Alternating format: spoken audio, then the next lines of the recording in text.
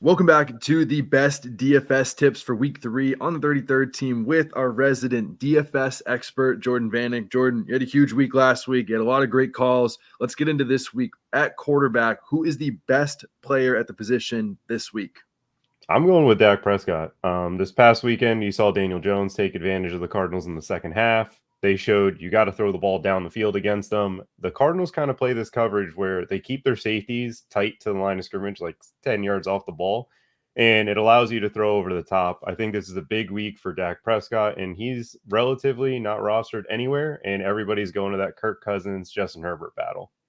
I love that. I think that's a perfect place to go, especially with that defense they play. I've seen, especially with Budda Baker gone, now Kayvon Wallace is playing. I do not trust their coverages on the back end. I'm excited to see them. What about the running back position? Who's the first player that comes to mind as a priority target for this week?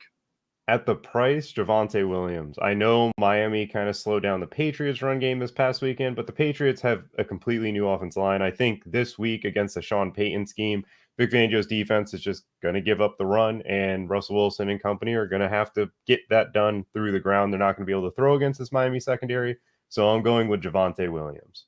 Do you worry about his explosion not totally being there yet? Like, I know we've seen him play against some tougher defenses and we haven't seen like really big, angry Javonte Williams type runs, but like, do you think he needs that to be there this week? Do you expect it this week? Or is this like purely just a phenomenal matchup for him? This is a phenomenal matchup for him, and I mean, he just needs space to get going. I think you see him explode once he actually has the room to get going. Like, I don't think he's going to be a guy that breaks 2 tackles off the line of scrimmage and then makes the 40-yard run that we saw when before his knee injury. But in this matchup, I think he can hit the gap, find a hole that's big enough where he's already full speed running at safeties, and then you get some angry runs from Javonte Williams. What about at wide receiver? So far, through 2 weeks of us doing the show, wide receiver has been far and away your best position. You have been like beyond right with everything that we've called. So please pull out your magic 8 ball. Where are we going for wide receiver this week? So, obvious answer, CeeDee Lamb to pair with my Dak Prescott call, but the player I'm going to go to is Zay Flowers. The Indianapolis Colts are going to be a team that I attack on the perimeter all year long until they show me that they can defend that area of the field. Last week, Nico Collins was a guy that I was all over in DFS. This week, it's going to be Zay. He's playing majority of his routes outside. He averages like 2.8 yards per route run out there. And this is a spot for him where he can be explosive down the field, and he's going to be in one-on-one scenarios against a rookie corner or a first-year player or second-year player. So the matchup's there, and Lamar likes Zay, and I think he gets going down the field. I would love to see that. I have a lot to say in at least my redraft leagues, but I think that he is going to be phenomenal. And I'm loving to hear that the indie corners are ones to target. Really quick, though, Anthony Richardson, Gardner Minshew, 2 different types of offenses that we've seen, whether one quarterback is playing or another. Do you take any stock into who's actually going to be the quarterback this week? Does that upgrade or downgrade how you see Zay Flowers? No. From Zay Flowers' perspective, no. I think if Gardner Minshew is playing, I'm going to be all over Josh Downs as a run back. Josh Downs looks the part. I think he's going to be a good to great slot player in today's NFL. He just hasn't had the targets quite there yet. I think if Gardner Minshew goes out there, we're going to see a lot of Josh Downs in this matchup.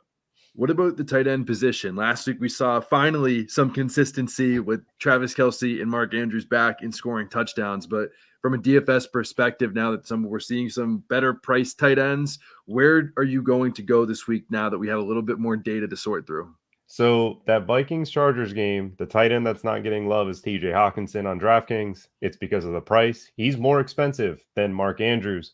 And for this matchup, I think that's a right call. The Chargers play a lot of 2 high coverages. And so far, since TJ Hockenson has been a Viking, he has out-targeted Justin Jefferson against 2 high looks because safeties are playing back, trying to defend the deep ball. That opens up things underneath for Hawk. He's going to get a lot of love in this matchup. Chargers can struggle defending inline tight ends.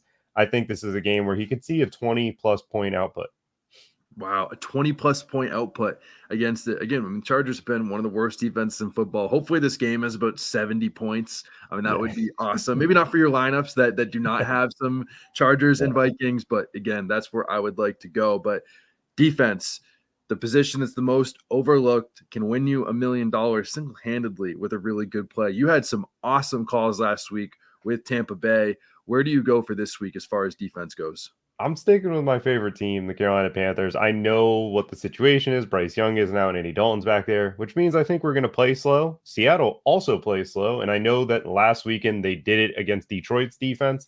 Detroit doesn't have the same defense line that we do. I think we can attack their tackles more than they did. And we saw in that Saints game, we were getting all over Derek Carr quickly. I think this is a game where Geno Smith could be under pressure a lot. And as long as we kind of keep the run game in control, you're going to see sacks. And with sacks, you're going to see turnovers. So for me, I think at the defense position, how cheap we are, how not rostered we are, it's an easy spot for the Carolina defense.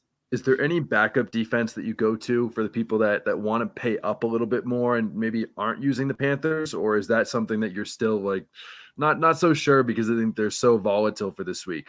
So for the defensive side of the ball, I don't normally want to pay up, but if I had to pay up for a defense, I mean, it's probably going to be the New York Jets against the Patriots. I know Zach Wilson's back there, so it could be terrifying, but I think the Jets are just going to run the rock.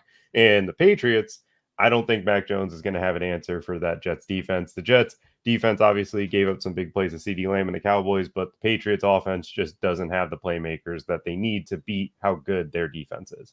Yeah, I agree. There's not many places that you can go, especially for Mac Jones against probably the best secondary in all of football. But again, that is it for our best DFS tips for week 3. Don't forget to tune in to hear Jordan's favorite player at each position every single Friday, streaming at 10 a.m. Eastern time. Don't forget to check it out live on the YouTube channel.